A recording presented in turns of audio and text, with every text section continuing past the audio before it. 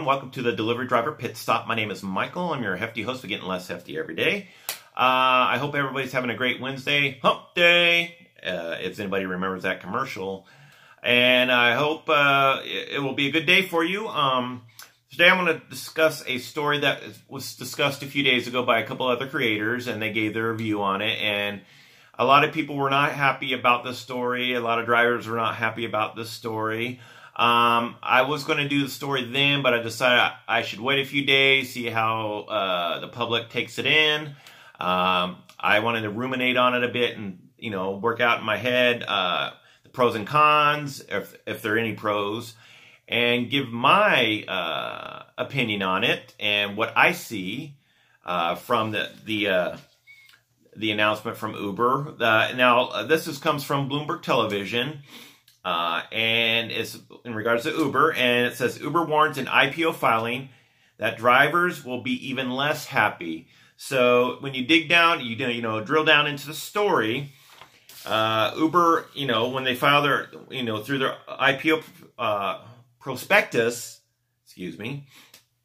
a line that really sticks out that a lot of people have been really upset about. It says, as we aim to reduce driver incentives to improve our financial performance, we expect driver dissatisfaction will generally increase. Now, in business, there's nothing personal. So, yes, this is not good news for drivers, for Uber and people who do UberEats, but it's nothing personal. It's business. I'm not excusing what Uber says here, but they are a business after all, and they have to watch out for the stockholders and the investors, and unfortunately, it's on the backs of their drivers, where they make the majority of their money. They said they're going to offer. Uber said they're going to offer their drivers cash incentives, and let me see. It says each eligible driver will receive about $273. Not bad, not good, but not bad. This is a way for them to try to appease, their drivers, especially with the statement, the negative statement that was released for when they filed for their IPO. I think you got to be careful, because there's been a lot of pressure for Uber, and a lot of pressure on Lyft, these two gig economy companies, to treat their drivers better, which I'm all for, and pay their drivers more. I'm all for that as well. I'm an Uber driver, or was an Uber driver, and would I like to got more money? Absolutely. But when they are pressuring a company to, with basically for benefits, for tax, if they unionize, which I do not, that will be a death blow. You put a nail in the coffin for Uber or Lyft or any of the gig companies if they unionize, because once they unionize, they will have to become W-2 employees, and when they become W-2 employees, they have to worry about now benefits, like medical benefits. The company's going to have to worry about payroll tax contributions, minimum wages in that particular state or that particular country, and paid breaks. Okay? That is, and if that's the case, Uber says specifically, and listen to this, any such reclassification would require us to fundamentally change our business model. Think about that, okay? Think about, when I hear that and I see all these protests, what comes to mind is be careful what you wish for. I mean, the beauty of the gig economy and the beauty of what we do as Uber drivers, as UberEats drivers, as Postmates drivers, DoorDash drivers, Grubhub drivers, we are 1099. We are our own boss, okay? We don't have to punch a card. We don't have to, our time card. We don't have to, we can do what we want as long as we adhere to the contract. Our car is our office. We don't have a boss. That we are self-employed. We are our own bosses. Okay. And if they, all these people that are protesting, If they protest and Uber has to give in, it's going to be the death of the gig economy. It really is. All these companies, it will set a precedent if Uber has to start offering, I mean, it will put them out of business. I personally think if they reclassify them, it will put them out of business. So Uber has been trying to, come up with some arbitration between the drivers' unions and Uber that, maybe they can offer them more cash incentives, different perks, different perk levels that they have now, maybe, maybe better payouts.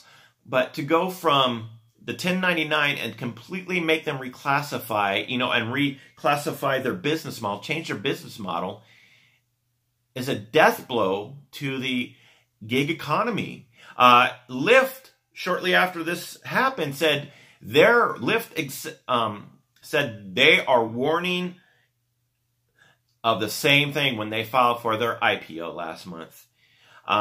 It is a death blow. And now let me take Uber to task. You have to understand something. As a 1099 employee, and you're not going to like to hear this, you don't matter. You are a dime a dozen. Okay? So if you don't like what Uber pays you, then quit and do something else. It's that simple. And that's how they look at it. For someone who, okay, I want $10 an hour to drive, or drive for, you don't like that, someone else will take your spot in a second. That quick.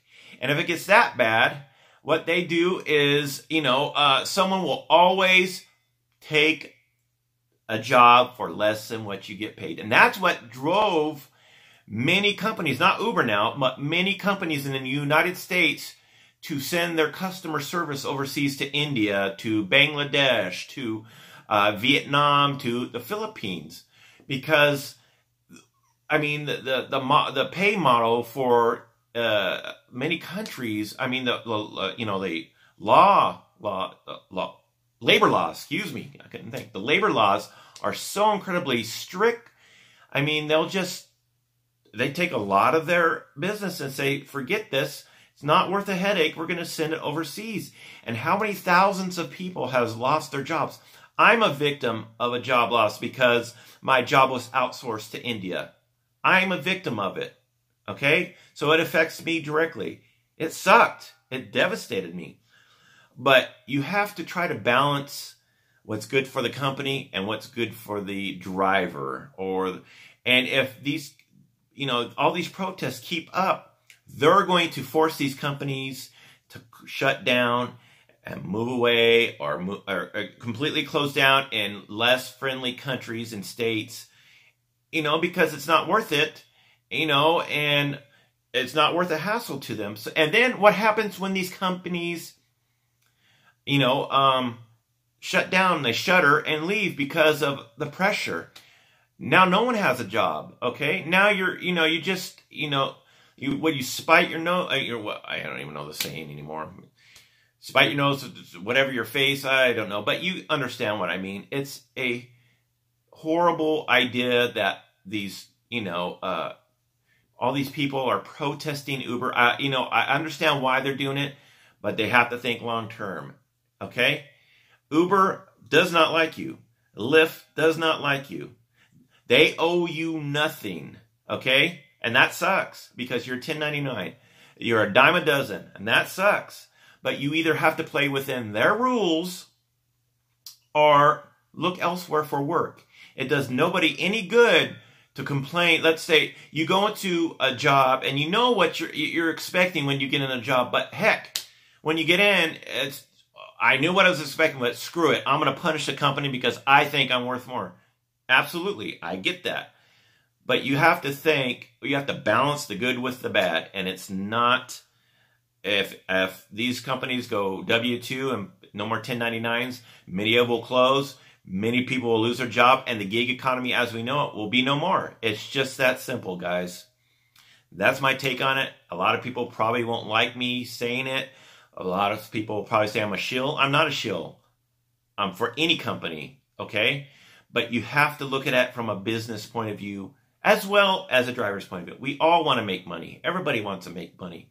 Okay? Anyways, I thank you for allowing me to ramble on for 10 minutes and give you my perspective on this. I hope it gives you a different point of view if you were not thinking, if you think differently than I, or I want to spark discussion. I want to see if there's other things we can do. I just don't want to lose the beauty of the gig economy and my office as a 1099 self-employed person. I don't like a boss. I don't like punching a time card anymore. I've done it all my entire life. And I like my office to be my car. And that's that. As always, I thank everybody for watching. If you'd be so kind to hit the like button if you found my argument, my information useful. If you'd be so kind to subscribe to my channel if you have not yet. And make sure you follow me on social media. The links are in the description below. I'm on Twitter, Facebook, and Instagram. And make sure you turn on that little bell icon, whatever side it's on. I don't know what side it's on. Whatever side it's on, it's too early in the morning. Ugh. And so that way you are notified as soon as I release, more, videos such as this. Anyway, I thank everybody for tuning in, and I wish you a good day, and thanks for watching me. Bye-bye, everybody.